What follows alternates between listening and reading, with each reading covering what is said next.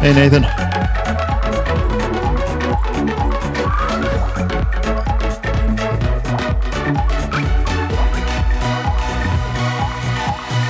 feel like I'm in Bizarro World doing all this for the first time, Craig.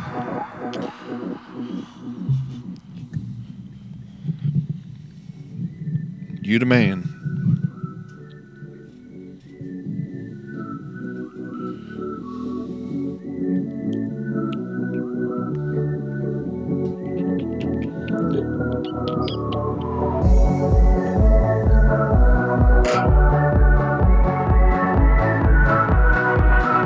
Did you pick local recording too? Can't do it. It said only 2 recordings at once. Huh. So what I'll have to do is I'll start having to click that button that says automatically record a live version of this. Between this and the YouTube, between the Facebook and the YouTube, it should be okay to do that. I actually unchecked those buttons because I thought we were going to be able to do it live.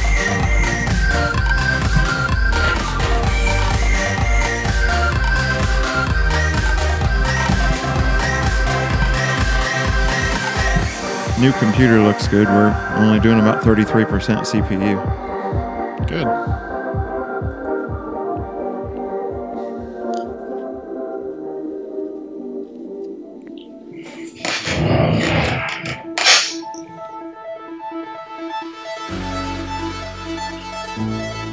Hey, Al. Just now saw you. Dave Delaney. Get her done. What's up, Beavis?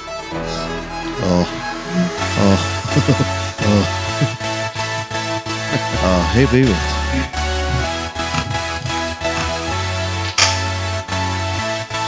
Jake, did the poorhouse open again? We haven't seen you forever.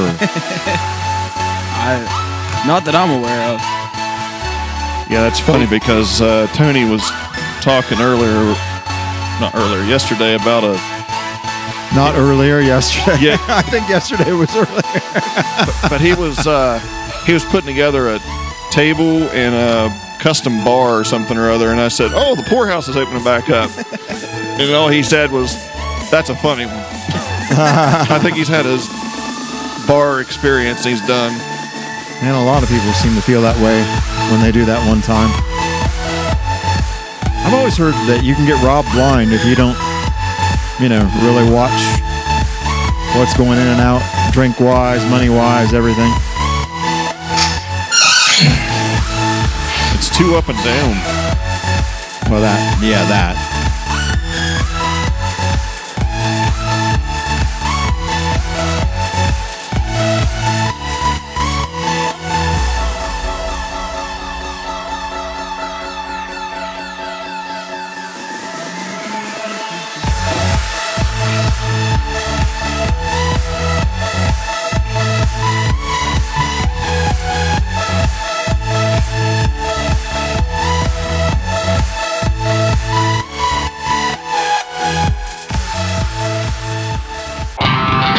From the Man Cave Studios in South Parkersburg, West Virginia, live and uncensored. I don't want to tell them what a cheap, lying, no good, rotten, four-flushing mole. This is Roberts Report with your host, Craig Roberts.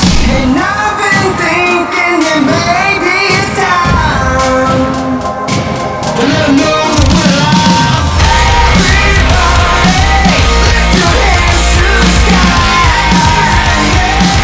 If you feel me, let them know the family was sitting.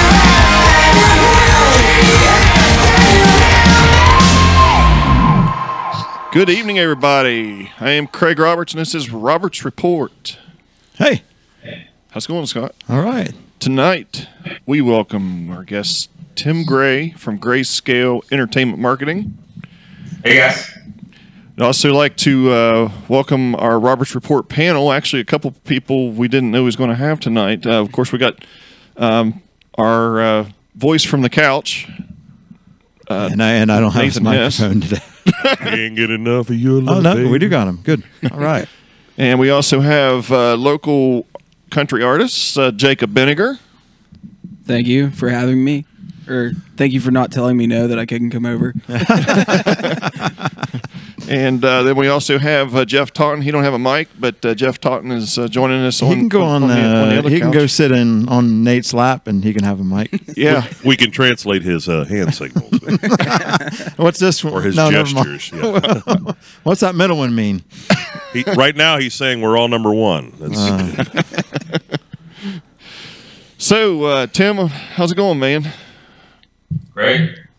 Everything's going wonderful. We got a little cold here in Nashville this weekend, but other than that, everything's awesome. Yeah, we got our first dose of the freeze, about a week and a half now, I think.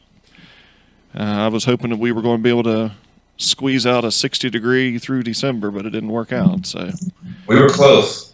At least the little ice storm missed us and moved on down to Atlanta, kind of bypassed Nashville. I know a lot of people got stranded down in the Texas area. There. I couldn't believe that. Does Atlanta have like a foot or 6 inches or something like that? I saw my uncle was having to break out the generator. So that everyone's alive and safe. I'm sure it's just inconvenient. Yeah, no kidding. First and foremost, before we get into this too much here, just wanted to say that the area here lost a very, very important drummer to one of our local bands here in the area to brain cancer just yesterday, actually. Sean Sandy, I don't know if you all knew him or not, but he was in the band Mirror Mirror. Great, great guy, and big, huge loss. And just, cancer sucks, man, but just a big loss. I hate to hear that. I'm glad he's not suffering anymore on that side, but man, what a huge loss. So, but anyway, on an upscale note here, we do have, like I said, we have Tim Gray here from Grayscale Entertainment Marketing. Tim and I go back about 4 years, probably somewhere around there. When I was booking bands for the Poorhouse and dabbled a little bit at Schmidt Saloon up in Morgantown, and he was a booking agency. Actually, you started it. You were an agent, and then you had your own agency for a while, right? Okay. Yeah. And I'm going to kind of let you take over from at that point, and what got you into the music business? So let's just go back here a little ways. We're going back a long ways if we're doing that. Yep, that's all right. This music industry chase really began 37 years ago. Because I was a kid, I was going through my folks' albums and putting on shows, and I prepare and make all these dance moves and all these things. And when I was 6, I started picking up the phone and calling old folks' homes, geriatric clinics in my hometown in Mississippi, and I'd book my own show, and I'd go put on a full concert where I was lip syncing and, throwing out scarves to the old ladies like Elvis. And I was hooked, man. I would slick my hair back when I had hair. I rolled a pack of smokes. My mom smokes in my sleeve like James Dean. I thought I was cool. And I did that, until it wasn't cool anymore. I think I actually did that until I had a buddy from school see me doing it. Even though I loved it, for some reason I became incredibly embarrassed and stopped doing it. But the love for music didn't change. I just started redirecting it more into playing instruments and guitar and playing drums and stuff like that. I got you. Fast forward to school. Just here right south of Nashville, there's a college called MTSU. We got a ton of creatives, a great aviation, photography, music, not necessarily great sports, but we got a lot of creatives there. And they happen to offer a recording industry degree. So that's where I went to school, and afterwards started a concert ticketing company. It did incredibly well enough that we were able to sell it, and then decided I was just going to burn all the cash and become a concert promoter. Doesn't take long to do that. You ain't kidding, brother. So literally, worked from everyone from Percy Sledge to Papa Roach and everything in between in the Norfolk, Virginia Beach area, and lost it all, every penny. down to the last cent. Put it all on black for the last show, and Mother Nature rolled through with a hurricane, and that was the end of that business and my life savings. So I borrowed $1,000 from my youngest brother, packed my shit, headed to Nashville, and was, couch hopping, and worked about 4 jobs to rebuild, and that was 6 years ago. So it's been a winding road, to say the least, but I wouldn't change a thing. I was pretty high on the hog there before I lost it all, so I needed to get humble. So I know that your biggest with me in the past, I guess, was around country artists. Yeah. I mean, that's been your what? And I know she just mentioned that Papa Roach obviously is far from country. Sure. But what made you go over into the country? Was it just the demand, or did you not like I it better? wish. It was really more, I had friends here that would let me sleep on their couch. And Nashville is Country Music USA, so I kind of naturally kind of moved into country. Wasn't that I had anything against country or just didn't want to work in it. You're in Nashville, you put on the spurs, you put on the hat, and you go to work. I gotcha. Yeah. So that's how I started here. My first job, I moved here New Year's Eve, and I didn't really know the city. I didn't know the process. I just knew that I wanted to continue chasing the dream and working in the music business somehow. So I grabbed my resume, I put on a full 3-piece suit, dress shoes, and an umbrella, and I went out and started walking Music Row on January 3rd, which is a ghost town. Nobody's working until the middle of January, but I didn't know.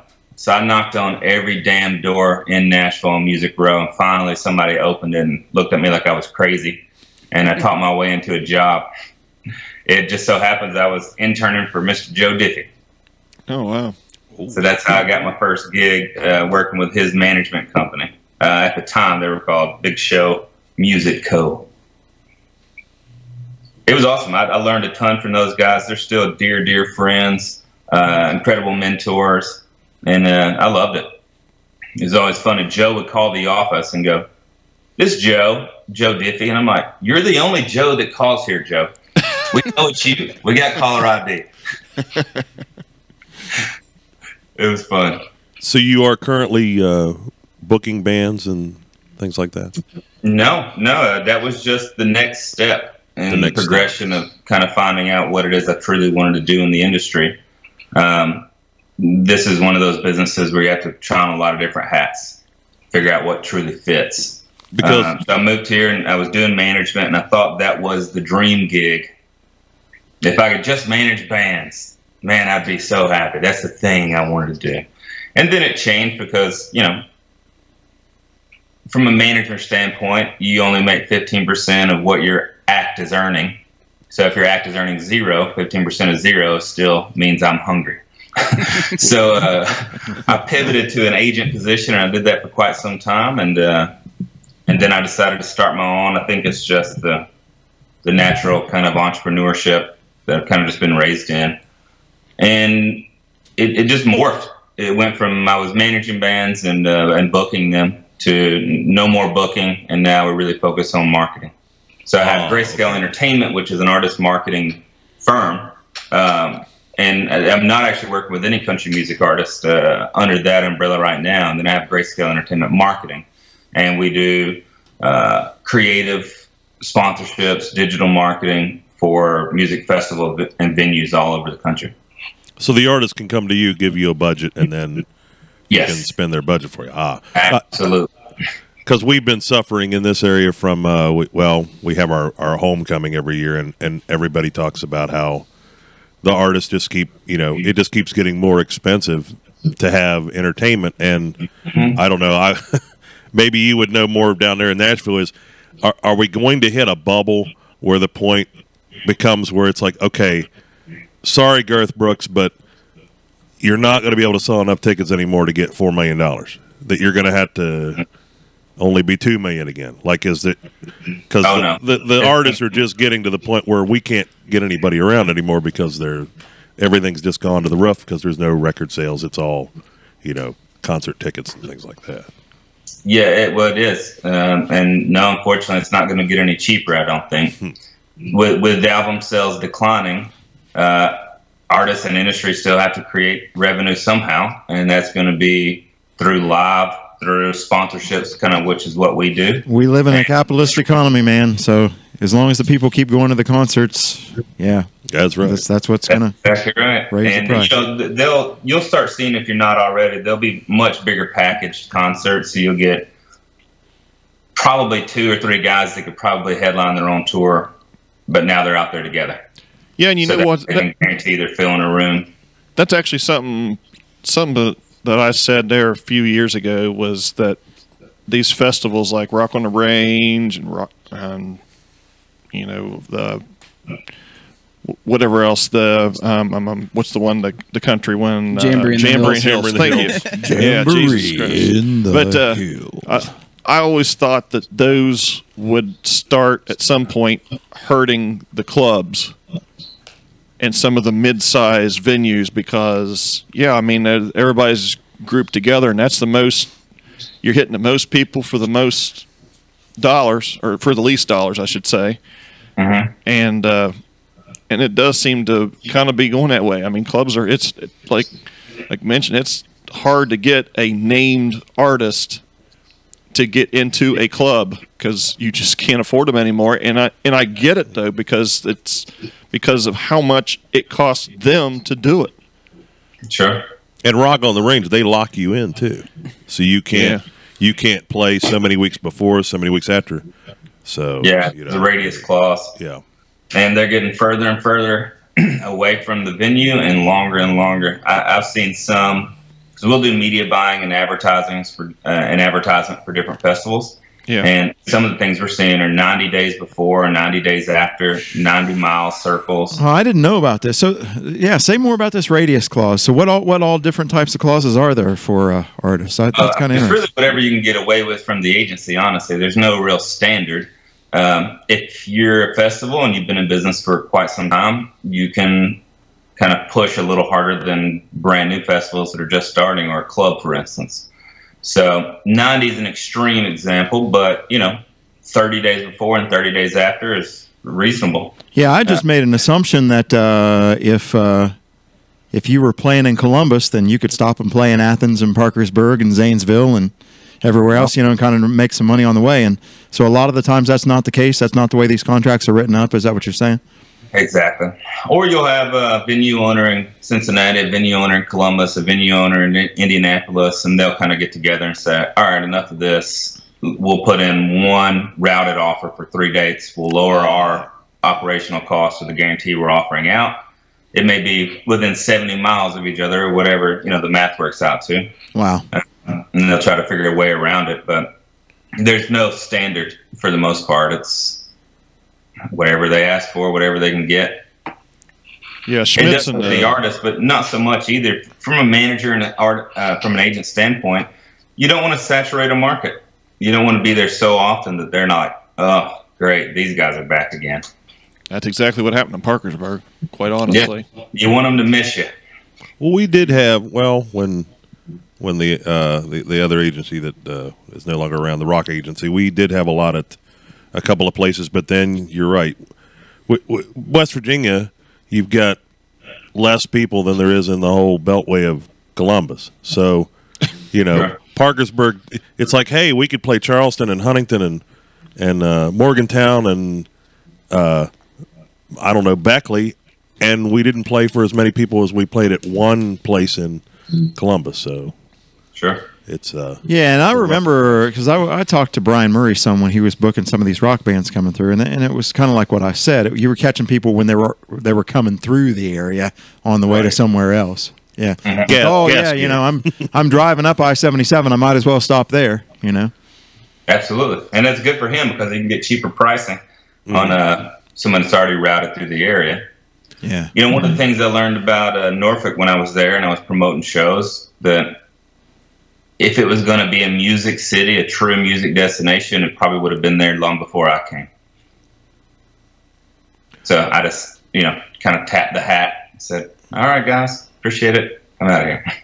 So what type of marketing have you found to be the most successful in this day and age of the digital? Is it? I know a lot of places you can buy things on Facebook. You can do this Instagram thing. You can. Well, most of us are. We're from the radio days of, you know, if you got a nightclub, you put it on the radio and you're going to be packed. You know, but that is. Then it moved to cable. Now nobody knows really what to do. Well, I can definitely say traditional marketing ways of the past of just print, radio, television. They're still incredibly expensive, but they're not incredibly effective. Data is king. You know, I need to know exactly where I'm spending cash and what type of return I'm getting on that. You know, if I'm a promoter, I'm not going to spend all my money in this city if all of my ticket buyers are coming from this other city. So it really just depends. Every market's different. Every venue, every festival, every artist. It really depends on who their fans are, who their consumers are, on how we approach it. But yeah, you nailed it. Digital, you know, Google, Facebook, Instagram. Those are big components to trying to control your outbound spend and trying to make sure you're actually getting butts back in the seat from a venue or festival standpoint. Yeah, I know. I used to do a lot of for my DJ business, I used to do a lot of the bridal shows, and I even stopped doing that. I put probably, I don't know, at least 4 hours of putting a booth together and then going down and standing on my feet and doing this and that, and hell, anymore. You can go on Facebook, spend $100 and reach. My God, I mean, I can book my whole entire season on $100 easily. Oh yeah, yep. So I mean, and you can target people. And the beauty of it is that one person you see in real life. Let's say you may have an opportunity to build somewhat of a conversation and relationship there, but unless you call and email them all the time, there's no way for you to engage them later through a Facebook ad or through a Google ad. You know, I could follow you around the internet for the rest of your life and advertise to you. Yeah. You know, and that's powerful. That gives me an opportunity to truly build a relationship with a potential client, or to figure out how many times I need to have a touch point with that client before they'll make a purchase. So, you know, digital it's incredible what you can do. It's a little scary, you know, from the consumer standpoint of how much we're truly tracked, but from a business standpoint, it really shows us exactly who the consumers are, what they like, what they dislike, how long they're on certain social media, where they live, how they drive, what kind of cell phones they have. I mean, it's pretty powerful. Now, from a marketing firm, has a couple weeks ago we went to a concert there in Columbus. I Prevail. I don't know if you heard of them or not, but we went to see them, and one of the questions, they had a question and answer thing, and we asked them around Spotify, which it seems like there's been a shift now. At first, whenever Spotify was starting to really come out, people were saying, you know, well, no, Spotify's the devil because the artists don't get compensated enough, and you know, we shouldn't support it.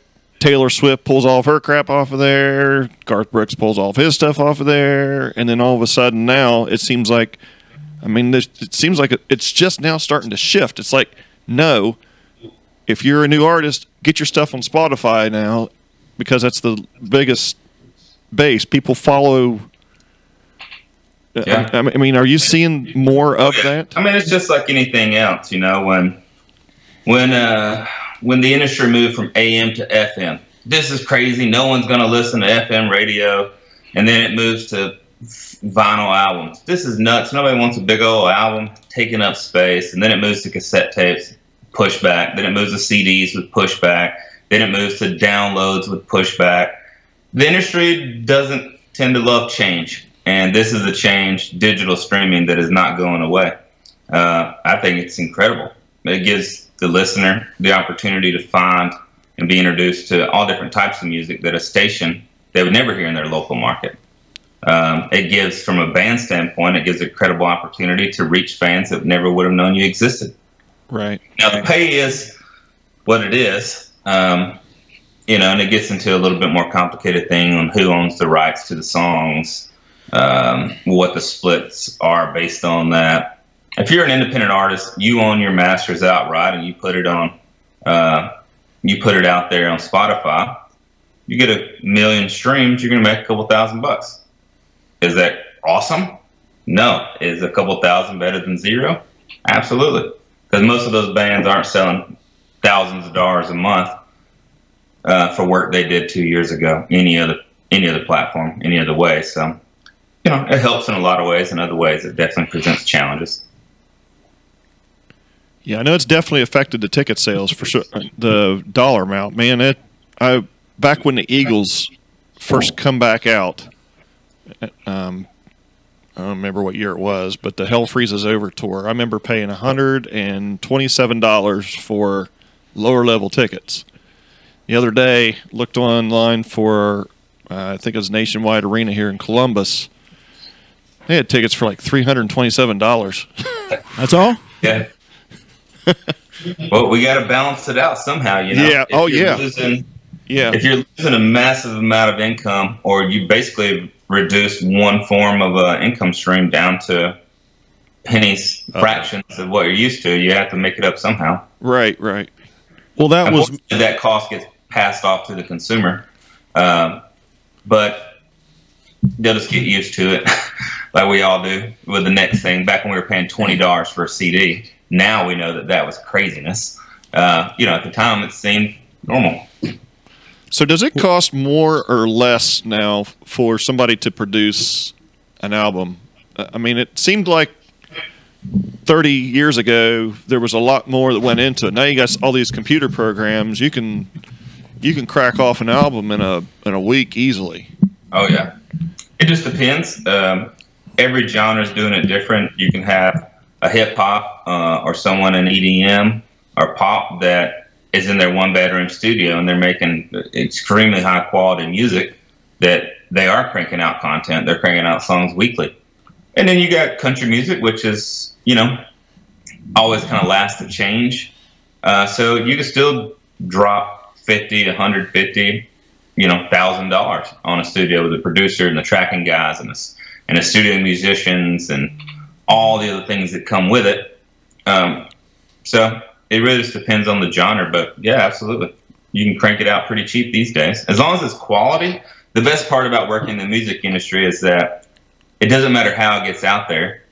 Good music is never not good music. People will find it. People will gravitate towards it, whether it's me playing the kazoo, it could go viral, or somebody just drops $1 million Let's give that a shot. on an album. Yeah, you got one there? If the songs suck, the songs suck. You got a kazoo? Oh yeah, I got a whole bunch of them, just in case. My plan B. Beatboxing kazoo. Mm-hmm.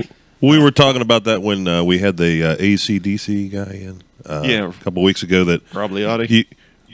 What a lot of fans do not understand is that part of that music is, the featured artist, he has studio musicians, but then the road guys come in and learn the songs, and then so it's not the same band, but they're playing the same music when they're out on the road. That the studio people like to they have a 9-to-5 job. Hey, I go in and I play guitar, and then I go home to my kids, and then you've got the guys that go out on the road that are on the bus for the tour. So then you also have the guys that actually wrote the song.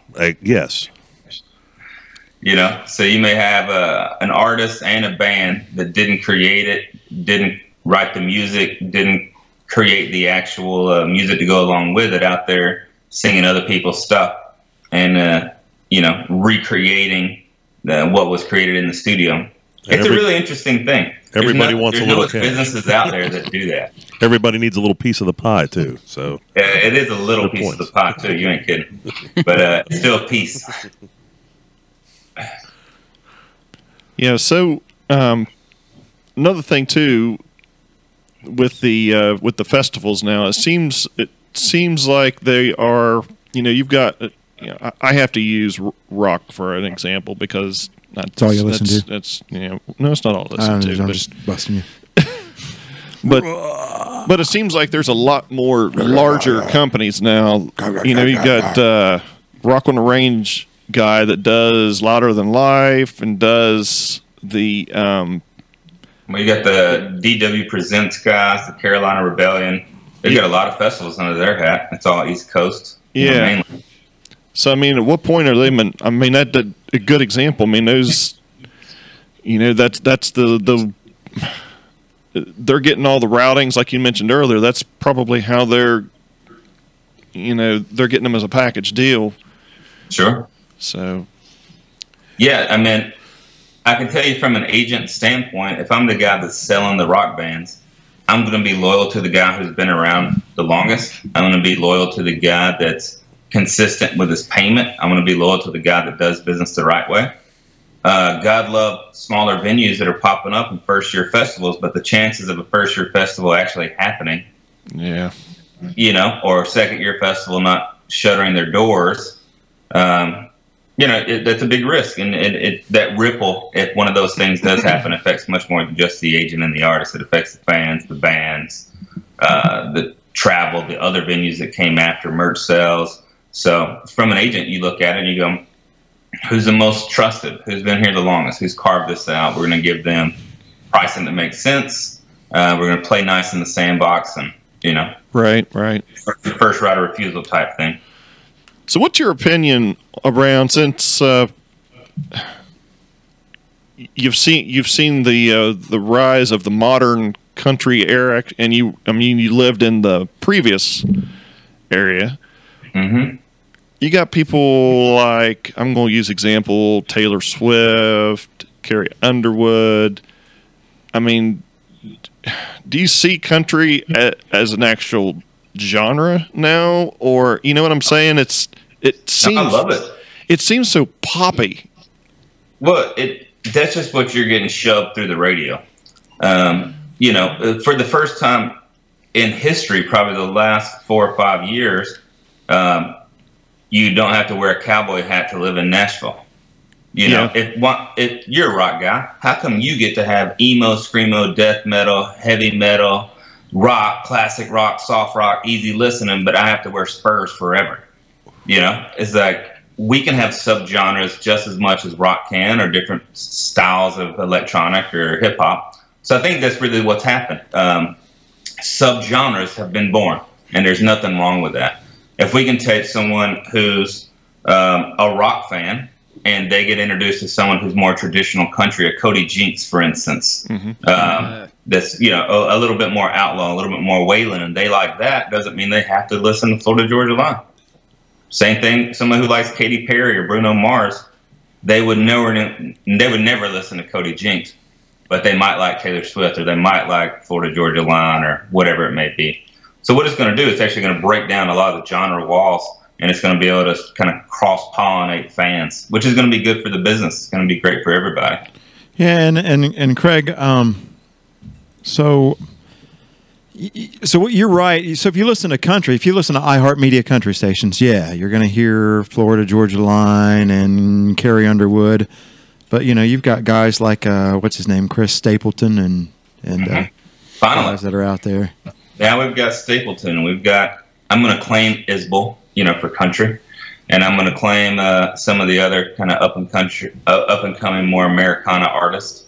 They might not consider themselves country, but they're certainly more country than they are rock, and that's great too. That's going to add to another layer of our subgenres. So do you think it's easier to make it in country than it is to make it into rock? I don't think it's easy to make it in any of it. Yeah, I'm not easy, easier. I know it's not. I know it's not easy. It's that's a really tough question, because every genre is going to work a little different. As a hip hop or a pop band, your process of quote unquote making it is much different than a country band. A country band I can take and book 100 dates a year in smoky old bars where they sing 4 hours of other people's songs and they make 4 times the money. A rock band, I might could book 25 dates. They're spending 60 minutes singing their own songs and nobody's coming. So it's much, much different approach on country. I've never worked with a hip hop guy, so I don't know for certain, but I'd say it's a little bit more underground. It's not so tour based, but rock guys, if you're not road dogging it and your ass ain't living on the road, chances are slim that you're ever going to be able to truly build an actual fan base unless something crazy happens and you go viral from something. But organically, sleeping under stages and living in vans days of old, I don't know how effective that is, but I know you certainly can't eliminate it. Yeah, it's nuts on, you mentioned Three Doors Down there earlier. I mean, I just learned a couple days ago that they were on the scene playing bars for 7 years before they made it. Oh yeah, that 7-year overnight success. Yeah, and then another one is Red Sun Rising out of Akron, Ohio. Here they Motionless. That song Motionless that's on the radio that just came out last year. It was 7 years old. Yep. I was trying to think of the artist. We have the new rock Shallow Side, I believe it is. It comes into town every once in a while. They actually drive several hundred miles to come and see us, but they've got some loyal fans in this area. They do a few covers every once in a while, but they always have the T-shirts to sell and the bracelets and everything. What's the cover they've got out right now on their website? I was just asking you whether you saw it. Oh, the Stick. Is it the Styx? Yeah, cover? the Stick song. Yeah. They did a cover of Renegade. Yeah. Okay. I mean, you'll have some. I've got a band that I'm working with now called Ark and Stones that actually just started playing up at in Morgantown. I just called them one day. I said, "Hey, I got these guys. They're coming through. Let's book them." Ark and Stones. It's a 3-piece rock band out of New York. They live in Nashville. His voice is like Chris Cornell. It's just freaking stupid. But we had to work in covers too. We're not married to our fans yet. We're dating them. So we need to give them a little bit of what they want. And that takes time and thought to build out the live show and make sure it's incredible and to make sure there's moments so that way we can sell T-shirts and we can build that relationship. So it's different. They may only play to 4 people, but those 4 people were truly interested as opposed to playing at a smoky old country bar where there's sports on in the background and no one's listening and you're just background music. I'd rather gain 4 in every single town than play to 400 in every single town and get 0. Tim, do you know anything about this Sturgill Simpson guy? I've been hearing about him lately since he came out and won an award because he's not that popular on the radio, but I've heard. He's awesome, man. He's from here in Nashville. I see him in my neighborhood pretty regularly. He lives around here, and he'd just be walking around going to the juice bar. And would you call his style like traditional country, or? Yeah, I mean, if you asked anybody else, they'd probably say it was like Americana outlaw. I see. I bet I would. Like a modern day Waylon Jennings, we're saying? It is, but it's more than that, too. If you go back and you actually listen to the entire album that he put out 1 or 2 years ago, I mean, there's some psychedelic stuff in there. There's some rock stuff in there. Definitely traditional country. It's an incredible album.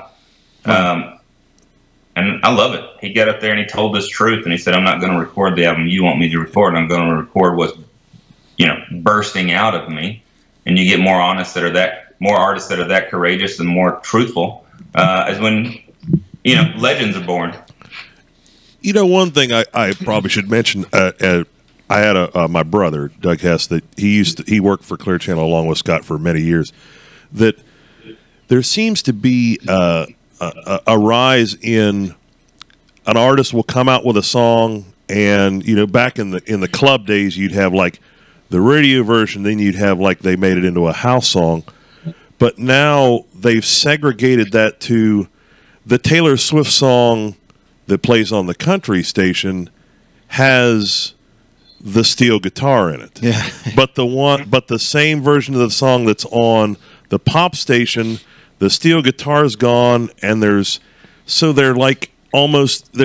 different versions for the 5 different formats of it's not the same song. Like, if you hear American Pie or if you hear old time rock and roll, it's old time rock and roll. It's not, well, we've remastered this song to fit into this little. You mean the country genre. version of "Cruise" by Florida Georgia Line doesn't have Nelly in it? Yeah, well, not the vocal. That's a good thing, Scott. But I'm talking about. I was just kidding. Do you feel that maybe the artists are going a little too like with this the separation of formats and everything, that the artists and they're trying a little too hard, like, ooh, we can't play that song with the steel guitar on the pop station because that will turn people off, but if we do play it on the country station, it has to have it there? A lot of it's not coming from the artist. That's coming from the label management, whoever wants to sell as many records as they can. But I think it makes a ton of sense. I mean, I know, when you guys are starting this, there's a lot of based on sports and UFC and fight nights.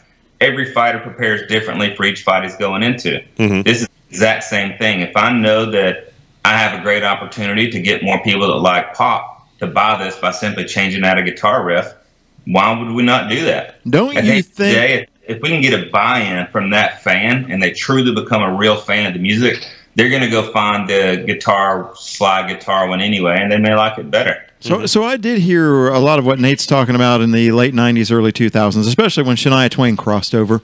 But don't you find now that, like, when you listen to Florida Georgia Line albums, that the 808 drum machines are right there and you can hear them, and the synth bass is right there and you can hear it, whether it's the country version or not? I mean, that's what I'm hearing these days. Well, no, that's their sound. They're not chasing a sound. They grew up when there wasn't 8 stations on the FM dial. Yeah.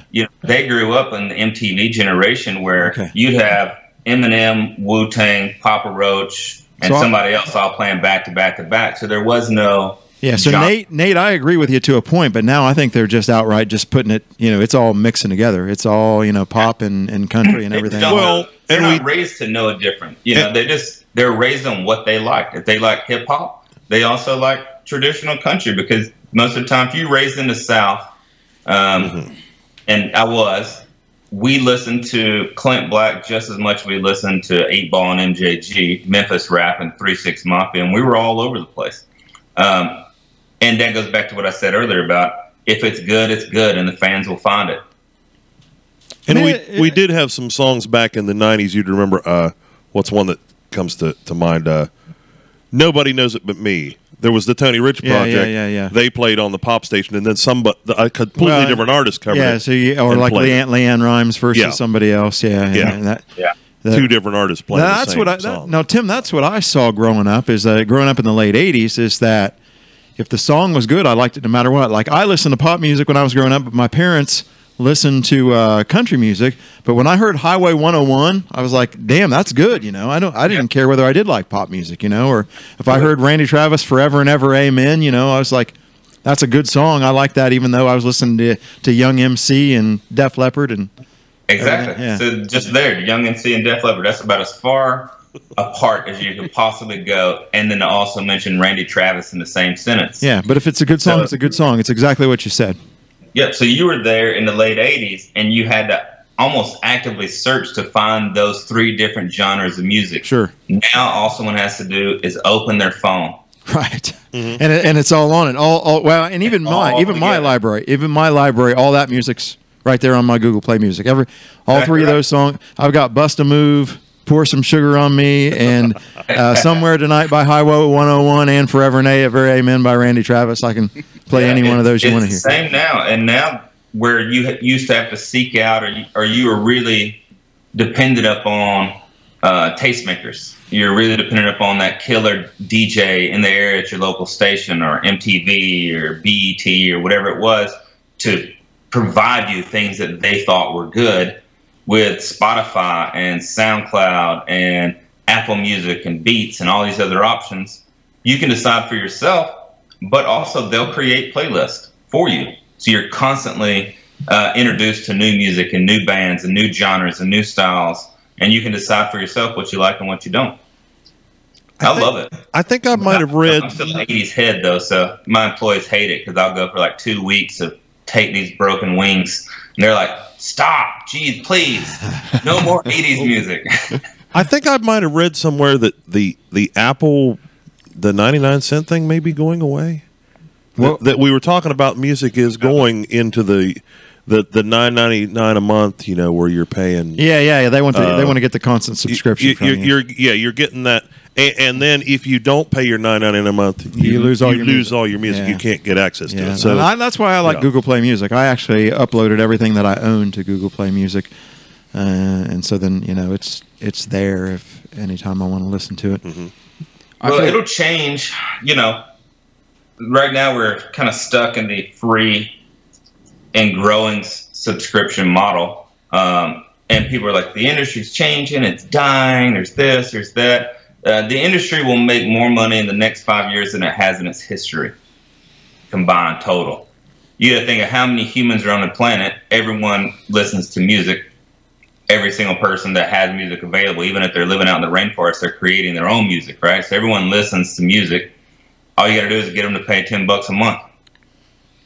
300 billion. How many people actually live on the planet? Mm-hmm. Just say half of that times $10. You're doing pretty dang good. Yeah, so we were talking earlier about, producing an album. Now you can just dump it into one of these, Amazon or whatever. There's not the whole process of making the CD. As a marketer, do you see more CDs or less CDs? I see they're actually people buying vinyl again now, which I do like. I like to see that. We, I sit on several different boards that kind of we discuss the future of the industry, and we talk about challenges, and we look at trends. CMA, Country Music Association here in Nashville, also provides an incredible report annually on what songs are the most streamed, how is streaming doing, how does country stack up against other genres in total sales versus downloads. Mm-hmm. And they do an incredible job of picking everything apart and painting a very clear picture of how the industry is changing. The good thing about that for country is that we still sell a lot of CDs. Pop doesn't, hip hop doesn't, Latin, jazz. We're definitely leading in physical sales, but in the grand scheme, when you do a comparison of total streams, total downloads, total sales, pop, hip hop lead the way by a long, long shot as far as total purchases. We just sell more physical. They sell more total consumption. Now, is that because older people are buying the CDs? I mean, I'm trying to figure out who's buying the CDs. I think it is. It's the guys. It's my aunts, my uncles, small town USA. They do it the same way they're going to do it. They're just getting on. Because if I bought a CD today, I'm not even certain I could play it. I know my Jeep does not even have a CD player in it anymore. That's the only thing mine has, just a CD player. Oh yeah, that's all you have. Okay, So you don't even have I an love aux. CDs. You don't even have an aux port in yours. No. Okay. Yeah, I don't know what good. to do. Honestly, when a band gives me a CD, I literally have no way to play it. I don't even own a CD player anymore. And some band gave me a CD 3 or 4 years ago to listen to, but it was shittily made and it was too thick. So I popped it in my car CD player and it got stuck in there. And now I've never been able to listen to anybody else's music again. I just thought that I still have one on my laptop, and then I probably, other than that, would have to play it in my DVD player on my TV. Yeah, that's really the only other option I'd have. We do what I want to say, pageants around. So Craig and I have dealt with the situation of Apple decided that the headphone jack was no longer needed. So now the kid brings up their phone like, oh, I've got my music here. It's like, what am I going to do with that? I can't. There's no place to plug in. Al Collins, what do I do? Al Collins says, I want 8-track back. I do not, Al. I do not. I don't even like vinyl. Craig, you were saying you like vinyl? Yeah, I mean the imperfection, crackling noise that you get. See, I hate it. Kind of. Yeah, but I enjoy the process of that. The cleaning, the pulling it out, the blowing it, the keeping it pristine and oiled down. Yeah, I enjoy understand an that. album. Using the brush, Yep, I still enjoy that. cleaning the needle off. I would say the most interesting thing about vinyl that I watched a lot, probably too much documentaries and things, is that the producer, you really had to do a lot of mastering and things to make it sound really good and what you wanted to come out on the album. Because now with the files, you don't have to worry about the needle jumping off the record. You know, you can you just got the straight file. They don't have to make a special vinyl master or things like that. We're talking about it with the Thriller album, that they had listened to the whole thing and they didn't think that it had the intensity they wanted, so they had to go back and remix it again. So Yeah, my days were Kiss Destroyer, and that was my first record ever. And I remember Actually, where I was actually gonna ask you guys. We had a really long, in-depth conversation. Some friends and I last weekend about this exact same thing. So that was your first vinyl ever, correct? With Kiss. Yes. Do you remember what your first cassette was? Well, let me back up here a little bit. I guess aside the K-Tel whatever. Yeah, I had K-Tel albums. But yeah, Kiss Destroyer was my first record. I had one with Rupert Holmes, the Everyone Pina go around Colada the song. room there. First album. oh my. First vinyl. Mine would have been the Disney where you pulled the record out and you read along with the book. Yeah, Oh, I mean, are we That talking would've about? Yeah, are we talking about what Mom and Dad bought us or what we bought? yeah, Because that- the first thing that I ever bought was Def Leppard Pyromania. That was the first one that I remember buying. Yeah, Jeff over here, Kiss Alive. Kiss Alive. Another Kiss fan, and that's what I'm talking about. Yeah. What was your guys' first cassette and CD? Oh. CD, I didn't get a CD too late. But let me tell you something, because this was what I was going to talk about from what you just said earlier, but talking about how I like digital music better. So I grew up listening to records and cassettes with all the hiss and all the crackling. My next door neighbor, Daryl, in like 1984 or 85, got a CD player. I went over there, and I can even remember the first three songs. He played Cyndi Lauper, True Colors. He played like Tina Turner, Typical Male, and he played Janet Jackson, Nasty. And when I heard how there was absolutely zero noise, zero hiss in that music when the drum tracks went silent, I mean, my mouth dropped to the floor. I was absolutely in love with digital music from that point forward. Well, you kind of went the direction that I was taking that conversation. So everyone in the room pretty much remembers their first experience with an album. You remember the first three songs you heard on CD. Oh, sorry. You remember your first tape, right? So what was your first download? I don't even remember. Something from I was probably doing Napster or BearShare. Well, Remember the first song that you streamed on Spotify? No, absolutely not. I would say my first song downloaded, which was the really old way, which you had to go to the cute FTP site and you had to upload a couple of songs to be able to download the song you wanted. It was Ghetto Superstar, but that was when I was in. I don't even know what that is. But well, that goes in with what we're talking about. Is that when the MP3s first came out, it was you had to be a techie to be able to do it. Yeah, I agree. Because I was using Usenet news groups to download stuff. Yeah, you had to log in, do this, and then Napster came out. Like, oh well, anybody can get everything, and that's also affected Craig and I as well. I'll tell you one thing. Doug Hess showed me back in the '90s where to get Usenet porn. Yeah. Yeah. There you go. Yeah, he was good at that back in the day. That has affected. This is what we're talking about. Is that moment of you bring home. You've been waiting and waiting. You go get the album or the cassette. You're reading the liner notes. You listen to that damn thing on repeat 100 times every day, and it's created a memory. There's something there that's forever going to be ingrained in you with that album.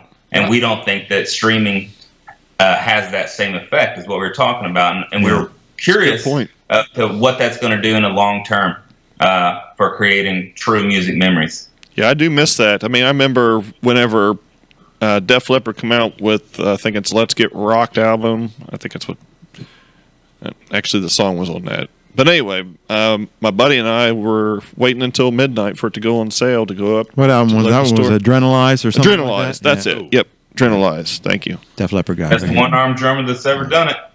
Yep. But you make a good point though. I mean, I do miss those days when you have that. I think it's because you have so many songs at your disposal now that you really don't. You take it for granted, I guess. Yeah. Well, one of the artists that I manage now, Ren, R-E-N-N, it was the first time that I felt that same way again in years. I randomly found it on Spotify. It was one of those days that you just can't find a damn thing to listen to. Like nothing's hitting your musical palate. So I was just skipping through songs, and I saw his little thumbnail, which was the album cover, and clicked on it. And the first song was great. Second song was great. Third song was great. I ended up listening to the entire album on repeat for 4 hours straight. And I hadn't done that in a very, very long time. And through that process, and I shared it with my girlfriend, and she was blown away just like I was. And it's like, who is this person? How did they create this masterpiece? And, you know, thank God for the digital age, she was able to do some Google stalking and track it down. And turned out he was living here in Nashville, and her guitar player went to college with him. Oh, wow. Still had his cell phone, so I just called him up out of the blue, and he had no manager. There was nobody. It was just him out there, kind of like most, you know, on his own, fighting the good fight. And now we've got a full team around him and millions of streams, and all the stuff is going in the right direction. But it all started for that same love of music and the willingness to sit down. Unfortunately, it was digital, so there were no liner notes. I couldn't read the lyrics. I wanted to know everything about everything. That's how the album hit me. It doesn't happen much anymore, but that proved to me that it still can happen.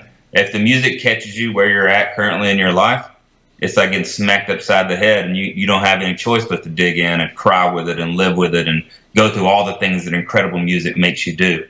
And that was one of those albums for me that showed me, okay, this is still a possibility. I miss that reminds me so much. I miss the days of going in with Scott Martin working midnights, and the radio station would have their music service, and so you would get a CD once a week that would have 18 or 20 songs on it, and it was so wonderful to go in and not even look at the artists on the disc, just go through all 18 tracks like, ooh, I like that one, and I like that one, and I like that one, and the amazement of a song might hit in 2 weeks, or it might take 8 months, and it's like, oh, I think I have that, but it's way, way, way back, and now today, everyone has the chance on the streaming services and on Spotify and things like that of when something's released, you're not waiting for the radio station to hear it. You can hear it today. You can hear it today, and so the change of, you know, well, we want to hear track 13. Well, I don't have it yet because, you know, I think in that a lot of things that fits into this marketing thing that there used to be the standard of an artist releases a song and that song climbs the charts, and at a certain point it falls, and then another song is released, and so there's this, you know, movement of up down the charts, as Leonard Skinner talks about in, you know, give me back my bullets because I want my song to hit back up into the top 10 again or top 20. So that is now you've released the whole album together, or, you know, they've only released one song at a time, but that whole chasing the album sale. You know, it went from do a mass release of the album, and then because no one's buying albums, you're like, man, what a waste. Like, let's just make or find the best music and songs that we can, and rather than spending all that cash to record an entire album that no one's going to buy, let's just put out one single that we think is great, that people are responding to, and then you'll put out the next single, and the next single, and the next single.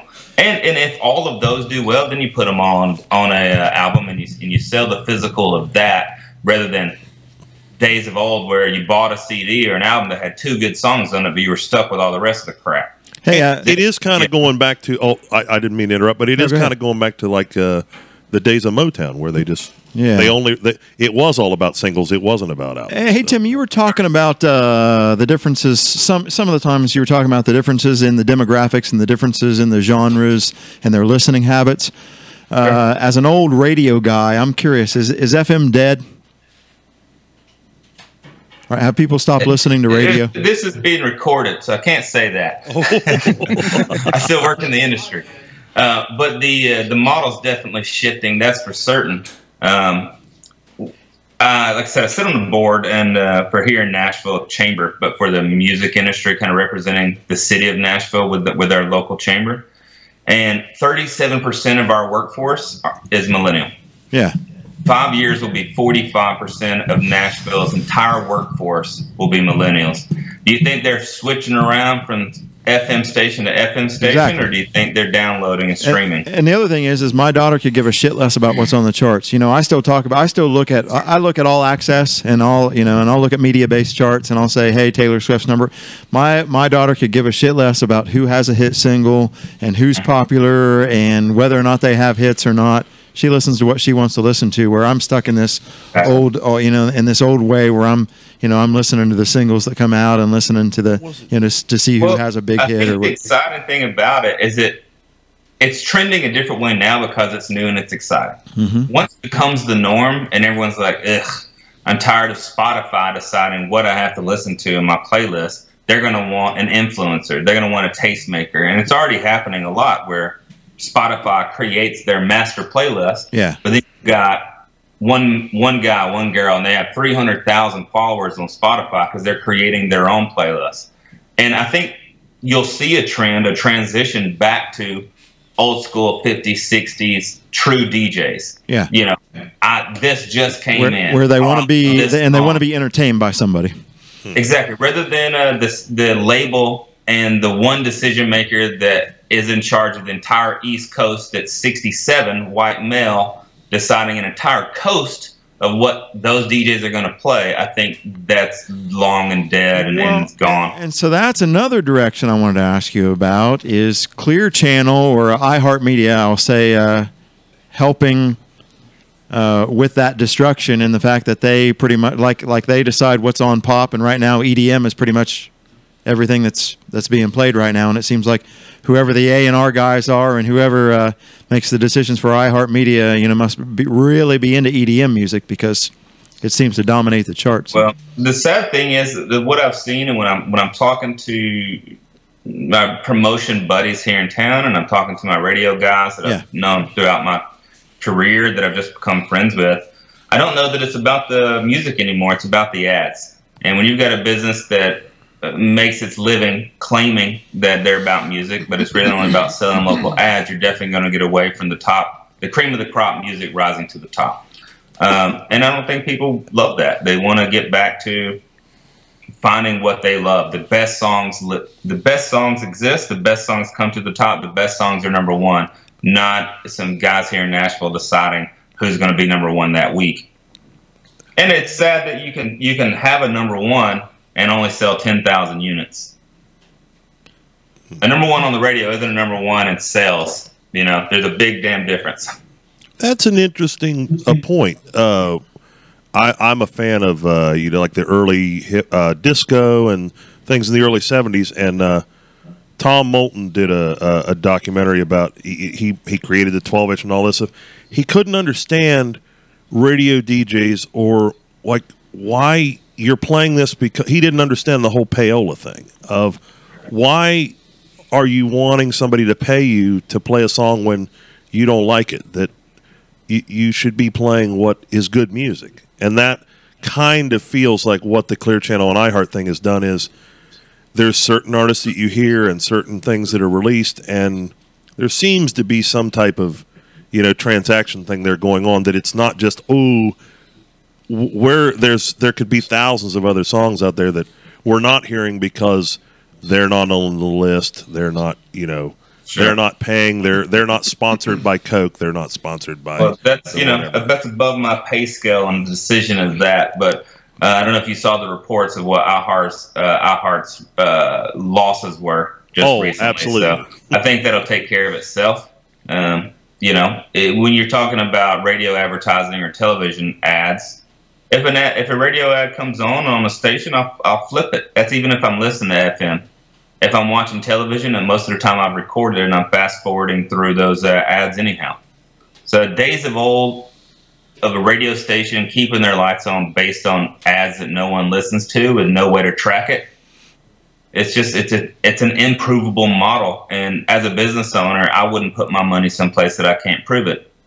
Where they put a band on 12 people's ankles or in their car, and because 8 of those 12 people listen to 3 songs 5 hours a day, now all of a sudden that equals 230,000 people doing it. No, I can't buy it. I didn't buy it then, and I sure as hell don't buy it now. Especially when Facebook, I can spend $15 and reach 1 million if I do it right.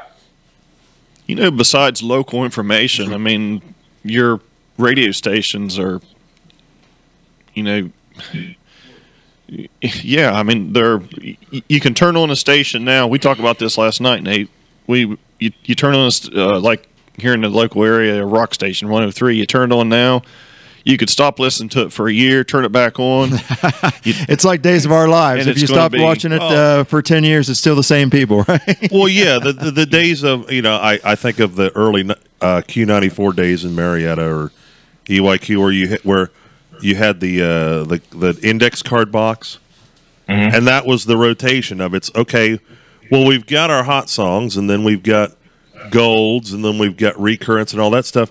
Today, it's the pop station has 10 songs that they're not even shaking them up in a Yahtzee jar. It's that, okay, this is the song that's going to play at 5 minutes after, and this is the song that's going to play at 10 minutes. And if you listen to Clear Channel's formula, it's pretty much once an hour. Yeah. Like whatever's number one, you're going to hear, or whatever's in that, you know, what they call the A category or the power category. Country, they're going to wear you out with it. Yeah. And I'm not totally against radio. You know, don't get me wrong.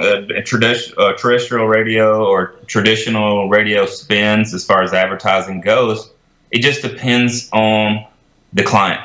Yeah. If I'm in Peoria, Illinois, you know, Caterpillar, you know, Capital, Blue Collar USA, I'm gonna buy billboards and I'm gonna spend cash on radio. It's just because the demo of that market, I have to. That's why I was asking about it, because me personally, I don't listen to any music on the radio. You know, I have all of my music. You know, I have the ability to get it over streaming, or I have it on Google Play Music. When I listen to the radio, it's ESPN radio, it's NPR, or something like that. Sure. And so that's my listening habits. And so that's why I was asking you. So, are older people or country music listeners, do they still listen to radio, or is that what I said? It's pretty much the trend, man. But I can't not fish in every lake. Yeah. You know, like I need to saturate markets depending on the client. So, you know, hell, and advertising in the movie theater and advertising on the park bench and advertising on 2 or 3 different country FM stations in and around that market, Spotify ads, Pandora ads, Facebook, Instagram, Twitter, Google, wherever they are, newspaper, press, PR, I need to make sure that I can reach them however it is that they interact. And since I can't control that, I need to make sure that we are everywhere that they are. That I interact with you how you just naturally do. If it's on ESPN, I need to find you there. If it's on your desktop, I need to find you there. If it's on your cell phone, I need to find you there. There's no easy way to figure that out necessarily, but that is where we find ourselves these days. You know, I don't think the DJs sell the music like they used to either. You know, you used to have the old, you know, the old radio Wolfman Jack and all these people that would, you know, or Dick Clark, you know, he wasn't radio, but you know, you had the people, they would actually sell the good music, sell the song. You don't go to the radio though to find out what the latest music is anymore, do you? I guess that's probably the difference, but right? You used to, though. You listen to early morning talk show host because you like their personality. It's not because you're going to find a new hot hit. It's to kill the time while you're stuck in the car getting to where you're going. Right. Yeah. Now, you had mentioned that you take care of the marketing with billboards and radio and advertisement like that. Do you deal at the concert level or at the fan level itself, like say the what do they call that new genre? The super fan that we were talking about having vinyl and having things like where you've got like a VIP package where for $50 more they get a souvenir this or that, or do you get into that type of marketing with your artists? Everything. Oh, it depends if the client is a band or an artist. It's a totally different approach.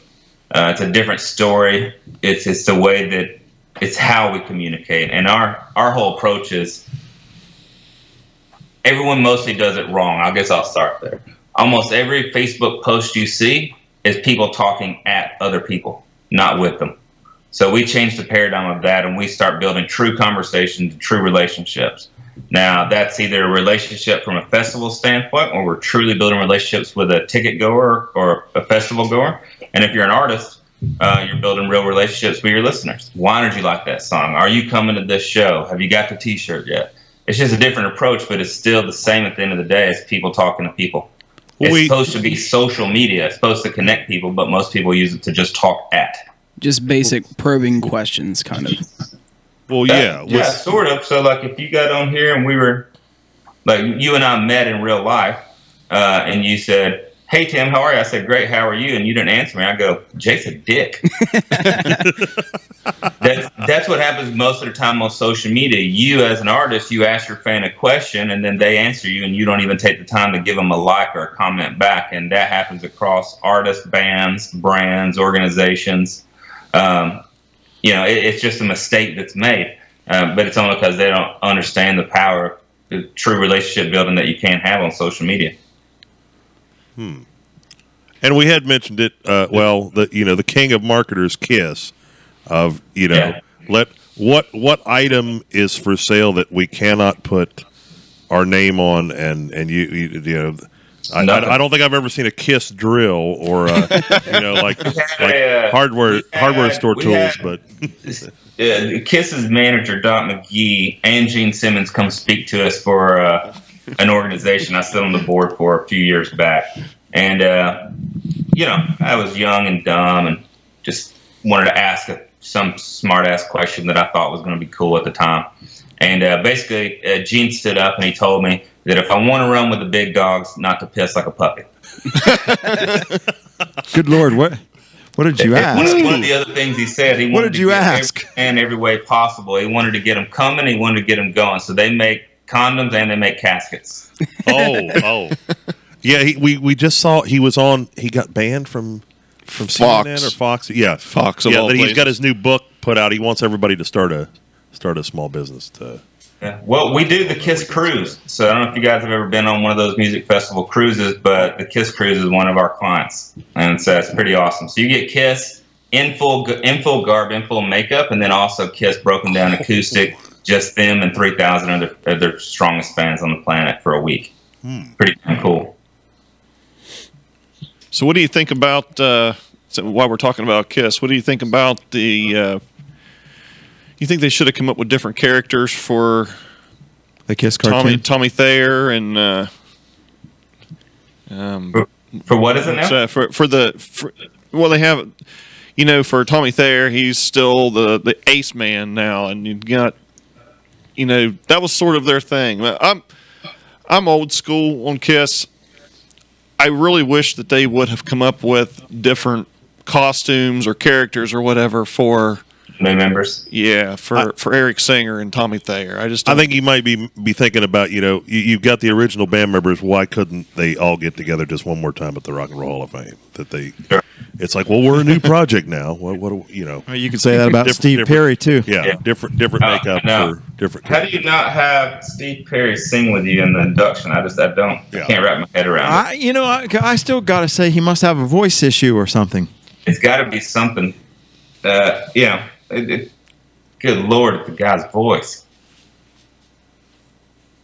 Yeah, I don't know, man. Everyone's fickle. This is the weirdest damn industry on the planet. I love it, but good Lord, none of it makes any sense most of the time. Well, with Craig and I, we've had our run-ins of we don't quite know how a show's going to go when the artist shows up and is a little difficult to work with, setting up, and then when things go on stage, it's like, I love what you said, though. I always wondered whether some of the stuff I always heard people say Kenny Rogers was a dick, and he was really extremely hard to deal with when people were, had to do things for him and run him around town and that type of thing. So you always wonder when you hear, I mean, that was just the name that I threw out of somebody I thought of, but you always wonder whether these things are true that you hear about certain artists, or were they just having a bad day and they're therefore known as a dick in that town forever. Well, the one that was always, I remember. If someone's a dick, they're a dick. The one do you know if Kenny Rogers is a dick? The one I always remember, I believe the band name was Starset, so I hope they're listening. We did them here locally. They were at Rock on the Range. They did a New Year's Eve show for us, and the lead singer, the one that ran everything, I'll just say he was very difficult to get along with. And everything ran off his iMac computer, the video walls, the everything. And me and the guys behind, like, oh, we're gonna have. Does anybody have a casket or something? We're gonna take care of this guy. But 10 minutes into the show, the computer crashed, and they could do nothing for 15 minutes. So we're all just standing there in the dark, and we're just laughing our heads off, like, oh, it couldn't happen to a nicer guy of the computer crashing so that they couldn't perform. But no, I've worked with and you see. Especially in Nashville, you see plenty of good. Everybody's good.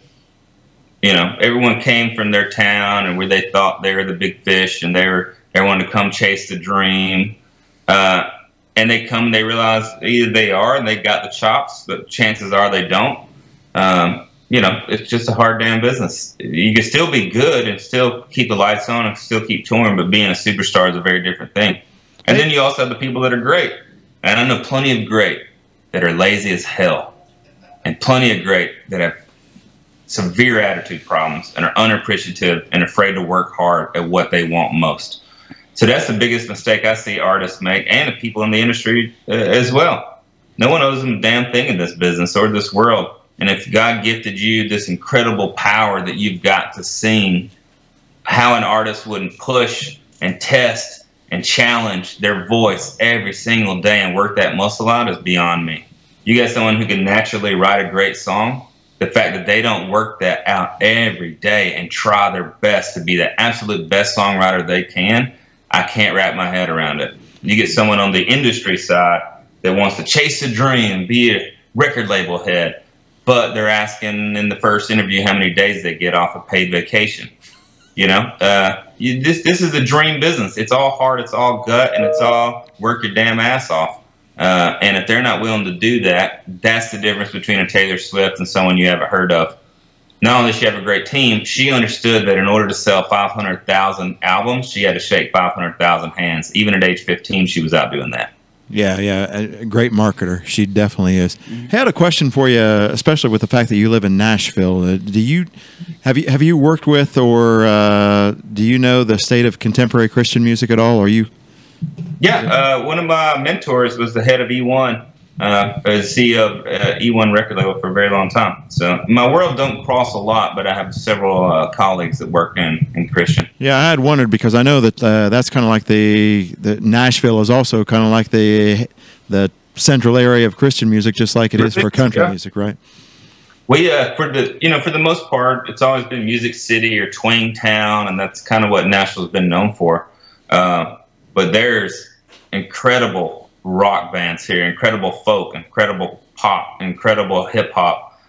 There's so much music that for the first time maybe in the city's history, it really is Music City. It's not Twang Town. Yeah. Country is here, but different versions of country. And there's a ton of other opportunities out there for different genres to come here and thrive and make it. So for a young artist like Jacob here, he's right now going to school and I'm in business management right now, and I'm just trying to learn as much as I can just about business and trying to apply it to my music. That's good. So, it's a business. It's still a business, So you need to know all of it. So it's good, man. I gotta say one thing for him. I mean, he's first of all, he's good. He's talented. I mean, some of the music you played at a couple of weddings have been incredible. But the drive that you have, I mean, ever since I've known you, you've always had that drive. The first time you picked a guitar down at the poorhouse there. So, wow. Well, that's I'll tell you what I tell anybody else, Jake. You know, if you're gonna chase it with everything you got. If you're becoming a business manager to have a plan B, then just become a business manager. Right. That my main goal was to apply everything that I'm learning to my music. I had to do a presentation about myself. It was a sales presentation, and it was just practice for the trade shows that I go to for fairs and festivals. So that's where I'm pushing. That's where my eggs are. Yeah, there's nothing wrong with learning all that side of it. Just make sure that you're spending as much time on your craft as you're on the business. Right. Because if the songs are great and the voice is great and the live show is great, you'll have people around you that are great at the business side. And knowing enough of it to call them on their bullshit is important. But at the end of the day, you need to be the best at what your dream is, and that's the best singer songwriter that you can possibly be and performer. Right. Yeah. So, Jake, do you see I would look at it as a job, just like you're getting your degree in business. Mm-hmm. I would be rigorous on your scheduling of your day to day. From the first minute you wake up, I would be scheduled until you get out, until you go to work. Whatever your day is, make sure that you're working in songwriting every single day. Even if you don't freaking feel like it, you can't plan on being the most creative you've ever been 2 Tuesdays from now. You have to be creative every single day, so when magic happens, you're able to capture it. Same thing with your voice. You need to push it, stretch it, challenge it, sing your ass off every single day, learn the proper exercises, learn how to sing from your diaphragm, learn how to protect your vocals, because that's the tool that you got. That's the tool you're trying to connect me with your songs, is your voice. And if you'll push those two things and you'll work harder than anybody else at those two things, and you're learning the business side, you'll be fine. Awesome. And those are all things that you can control. I think that's very good. An effort. That's very good advice, because in this day of instant everything, a lot of younger people getting in the business do not realize how long some older artists, like, well, Toby Keith he was playing in little clubs for years, just little bars for nothing, and and then he goes to get a record and nobody wants it. And then he becomes where he is today, but nobody understands he was working a job and he was playing every weekend at little tiny clubs to get where he is today. But Jake, what year of school are you? How long do you have left? I have one more year, and then as soon as I get done with that, I'm moving down. Good man. 'Cause that was the other part I was going to tell you. You have to be saturated in it. Yeah. You have to eat here. You have to eat where they eat. Hang where they hang, drink where they drink, work where they work. You need to be able to get here and start networking. Be courageous. Say that you don't know. No fucking attitude. And, you come down here and you work and you make a great circle, and the rest will take care of itself. But it's definitely not an overnight. The rule of Nashville is it's a 10-year town. Yeah, that's what I've always heard. When I moved here, I was like, oh, if it took you 10, I can do it in 3 weeks. The rules are the rules, man. There's no way to short it. There's no way around it. And you'll get a few to skip ahead, but they're the exception to the rule. And you're going to have that in anything. But for the most part, it's going to take you 5 years to master your craft. It's going to take you 5 years to develop your live show. It's going to take you 5 years how to properly write a song and craft it. It's going to take you 5 years to understand the business and build your network and a circle and to find teammates that believe in you. And that's just to get to that point.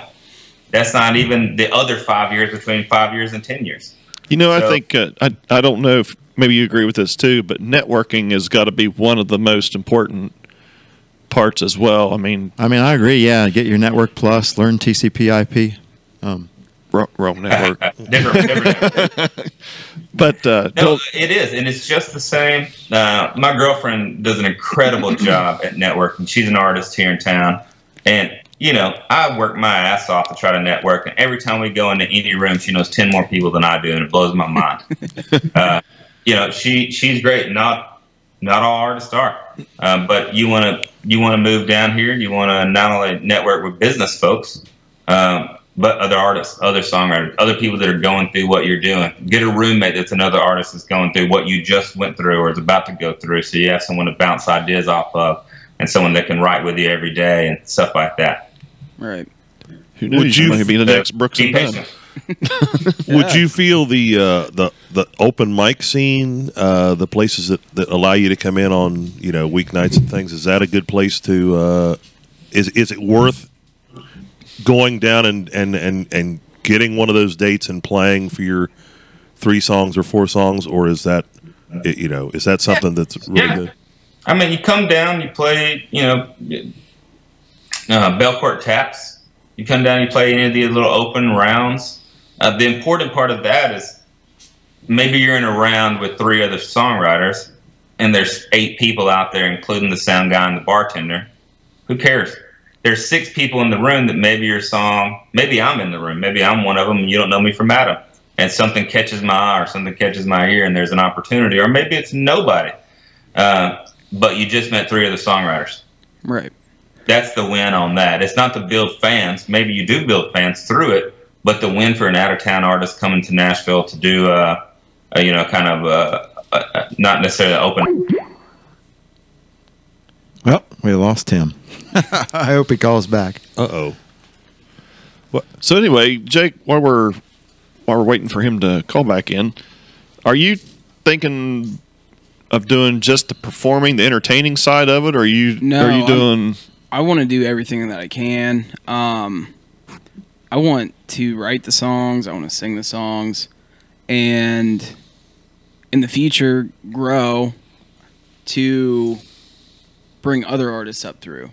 Like once I've made it to that point, I want to be able to do that and bring them up through and try to show them the right way. Once I learn everything, Right. but there's a lot of people obviously in Nashville that, in any business for that matter, the song business, that doesn't write the music. Obviously, that there's a business in that too. So, but I was just curious if you were, following more the entertaining side of it, or that's my real passion is entertainment. I love to be on stage and play and sing and all that fun stuff. But I also truly love writing songs because I can tell my story.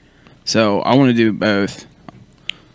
Well, sometimes to get to do it all can be a hard test because most everybody's seen the Buddy Holly story of, he records a song in the garage and there's the crickets on there, and they buy the first record and it's like, oh, well, we want you to record some more stuff, and well, you don't want me to write any songs anymore. You just want me to, and so he was lucky to be with a producer that allowed him to keep doing it his way, because that's why they got to where they are. And Ray Charles is the same way. It's like, well, I'm doing it my way, or I don't even want to do it. I mean, it takes the fun out of it or the passion out of it. I mean, if I hear a great song, like one of my friends wrote this song called "When I Want to Get High," and actually 3 of my friends. you know Afro Man. Oh, That's exactly what I was thinking.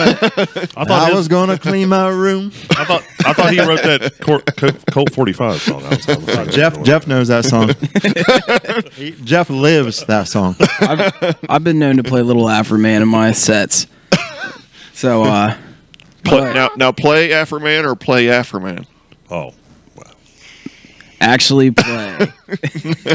so Jake, do you try to stay in the country genre, or are you you're riding along in the car and you hear a song going like, oh, well, I can write my own lyrics to that song? Or Well, what I've noticed lately is a lot of the songs you hear on the radio, all of them, like, you could just like mash them together and they could be like one big compilation of songs. So I released a CD last year, and there was a few songs on there that I felt like fell into that category. But this time around, I'm trying, not so much trying, just letting go with writing and really exploring with what we can do.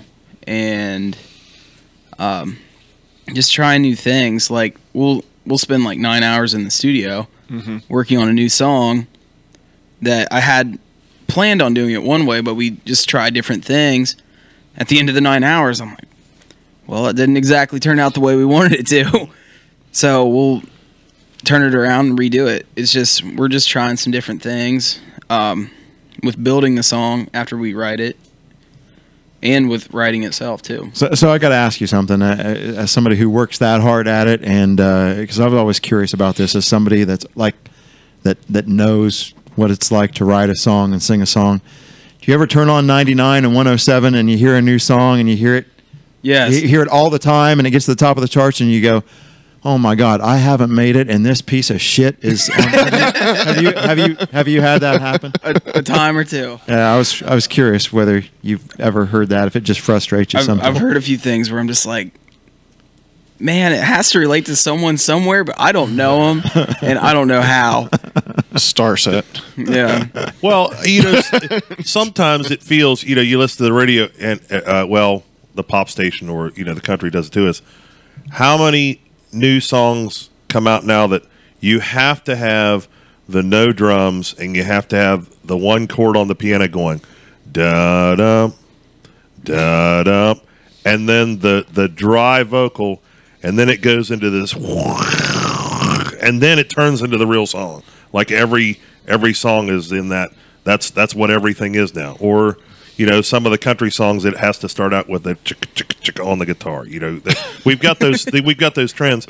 I actually heard a Florida Georgia Line song. They're introducing it on the pop station to get you to listen to the country. But I think, if you're going to create your own voice and you create your own style. I mean, it when Toby Keith brought, I mentioned him before. Nobody had heard "Should Have Been a Cowboy." That was, what is this? Because everybody's used to, something a little different. When Florida Georgia Line came out, it's like, this is not a country song, is it? I mean, yeah, but they completely revamped the country scene. Yeah. It's completely different Trendsetter. now. Yeah. And I think they've affected others too, because. Like, for example, like if you listen to Blake Shelton's new albums, now Blake Shelton has 808 drums and Bates synthesizer and stuff like that. Chew tobacco, spit. Yeah.